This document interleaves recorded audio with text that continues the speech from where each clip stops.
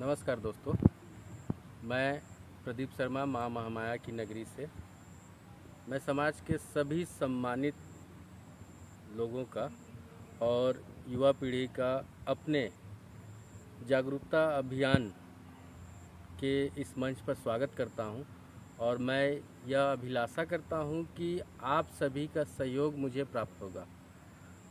सहयोग मुझे इसलिए चाहिए क्योंकि जो हमारे युवा पीढ़ी हैं जिनके साथ कुछ गलत होता है, जैसे अगर वो पढ़ लिख कर कहीं नौकरी अप्लाई करते हैं, विज्ञापन मतलब फॉर्म भरते हैं और उसके बाद उनकी नौकरी नहीं लग पाती है किसी कारणवश, और उस कारण में जैसे फर्जी दस्तावेज होते हैं, अनुभव होता है, जाति प्रमाण पत्र होते हैं, तो उस बुराई को लेकर मैं एक मंच तैयार किया हूँ जिसका नाम है जागरूकता अभियान। मैं चाहता हूँ कि मेरे युवा पीढ़ी और समाज के लोग, जो सम्मानित पूजनीय लोग हैं, वो सहयोग करें ताकि इस बुराई को, इस कैंसर रूपी बुराई को समाज से बाहर निकालें। मैं प्रदीप शर्मा, मेरे साथ जो घटना घटा था मैं उसका उल्लेख करना चाहूँगा। मैं उस महिला बाल विकास अधिकारी और उस परियोजना अधिकारी और उस लड़के से ये कहना चाहता हूँ कि आप जो हैं अपनी वाहवाही के लिए किसी के पेट पर लात तो मार देते हैं, लेकिन जो पीड़ा होती है उस उम्मीदवार को, उस लड़के को और उसके परिवार को झेलनी पड़ती है। सीधा सा उदाहरण है, जैसे आपकी आस्था और आपका विश्वास जो है किसी न किसी देवी देवता, ईश्वर या खुदा अल्लाह में ज़रूर होगा। क्या ईश्वर, भगवान, खुदा ये बोलता है कि आप किसी के पेट पर लात मारो, उसका भविष्य जो है वो बर्बाद कर दो? कभी नहीं बोलता है। मैं जहाँ तक जानता हूँ तो कोई खुदा, कोई भगवान, कोई ईश्वर ये कभी नहीं बोलता है कि किसी गरीब के पेट पर या किसी पढ़े लिखे लड़के के पेट पर लात मार दो और अपनी वाहवाही के लिए दूसरे का नौकरी लगवा दो। नौकरी लगवाने का मतलब कि उसका फर्जी दस्तावेज के माध्यम से सहयोग कर दो, ये तो कतई नहीं होता है। लेकिन जो आप सभी ये करते हैं ना, वो बहुत गलत है, बहुत निंदनीय है, अशोभनीय है। जिसकी निंदा अगर की जाए ना तो वो बहुत कम है। मतलब निंदा शब्द भी इस कृत्य के सामने बहुत छोटा है। अब रहा सवाल आस्था, मैं तो आपको ये बोलूँगा कि आप अगर किसी आस्था पर विश्वास रखते हैं तो क्या आप गीता, बाइबल, कुरान पर हाथ रखकर कसम खाकर बोल सकते हैं कि हाँ, मैंने जो अनुभव प्रमाण पत्र जारी किया, मैंने जो कलेक्टर दर का नियुक्ति आदेश जारी किया उस लड़के को रखने के लिए, वो बिल्कुल सही है? संभवतः आप ऐसा करेंगे नहीं, क्योंकि हर जगह देखा जाता है व्यक्ति जो है पाप करने के बाद कसम खाता है कि हाँ, मैं इस ग्रंथ का, उस ग्रंथ का कसम खा रहा हूँ कि मैं ऐसा कुछ नहीं किया हूँ। लेकिन एक ऐसा जगह है जहाँ पर आदमी का सोच जो है वो बहुत नगण्य हो जाता है, मतलब वो शून्य हो जाता है। ईश्वर की कृपा से आपके भी बाल बच्चे हैं, उस लड़के के भी बाल बच्चे हैं, मेरे भी बाल बच्चे हैं। क्या आप अपने बाल बच्चों के सिर पर हाथ रखकर ये कसम खा सकते हैं कि आपने जो काम किया है, जैसे कलेक्टर दर का नियुक्ति आदेश दिया है और अनुभव प्रमाण पत्र दिया है 3 महीने कार्य करने के बदले 5 साल का, वो सही है?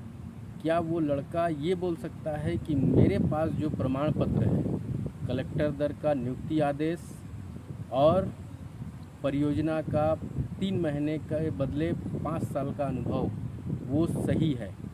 अगर वो अपने बच्चों के ऊपर हाथ रखकर कसम खा लें और बोल दें सबके सामने कि हाँ, ये जो मेरे पास प्रमाण पत्र है वो सही है, तो मैं मान जाऊंगा कि आप वास्तव में आपके अंदर इंसानियत है और आप सही बोल रहे हैं। लेकिन दुनिया में एक ऐसा जगह है, ईश्वर ने एक ऐसा जगह छोड़ा है जहाँ पर हमारी और आपकी सोच जो है समाप्त हो जाती है, वो है हमारे बाल बच्चों। क्योंकि कोई भी व्यक्ति अपने बाल बच्चों का कसम खाकर ये नहीं बोल सकता है कि मैंने ये पाप नहीं किया है।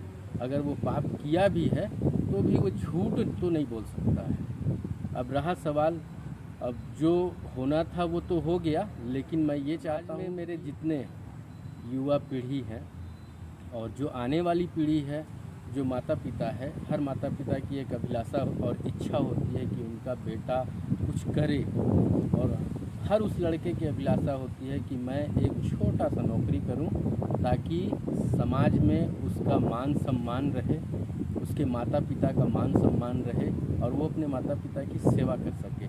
हर वीडियो में मैं अपना उदाहरण इसलिए देता हूं क्योंकि ये सारी घटना जो है ये मेरे साथ घटित हुई है और मैं इसका एक जीता जागता उदाहरण हूँ।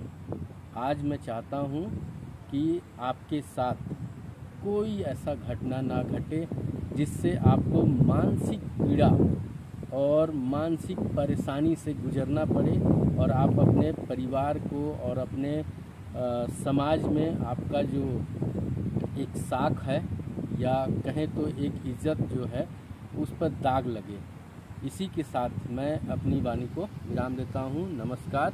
आप सुरक्षित रहें, जागरूक रहें और जागरूकता अभियान से जुड़ें ताकि हम समाज से इस जो फर्जी दस्तावेज होते हैं, इस कैंसर रूपी बीमारी को दूर कर सकें। और मैं अंत में इतना ही कहूँगा कि सरकार, शासन और प्रशासन से मेरा इतना ही निवेदन है कि कृपया करके सर, हाथ जोड़ निवेदन है, एक ऐसा निष्पक्ष विभाग बनाएं जहां पर कोई भी व्यक्ति अगर जिसके साथ गलत होता है वो जाकर आपसे अपनी बात को रख सके, और जो आप जांच समिति बनाते हैं उस समिति में उस पीड़ित व्यक्ति को रखें। क्योंकि मैंने अपने पिछले वीडियो में जैसे बताया था कि डॉक्टर को उसी समय पता चलता है कि उसके सामने वाले बेंच पर बैठा हुआ व्यक्ति किस बीमारी से पीड़ित है, जब तक वो व्यक्ति उस डॉक्टर को ना बताए कि मुझे रात से बुखार है या मेरे पेट में दर्द है।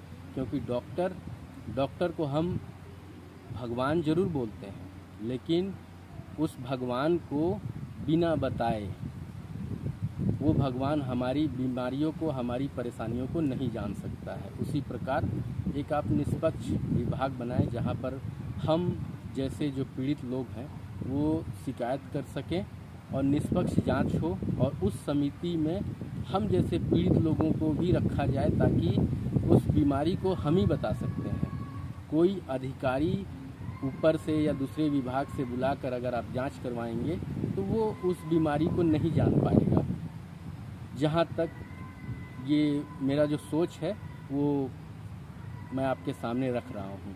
इसी के साथ धन्यवाद।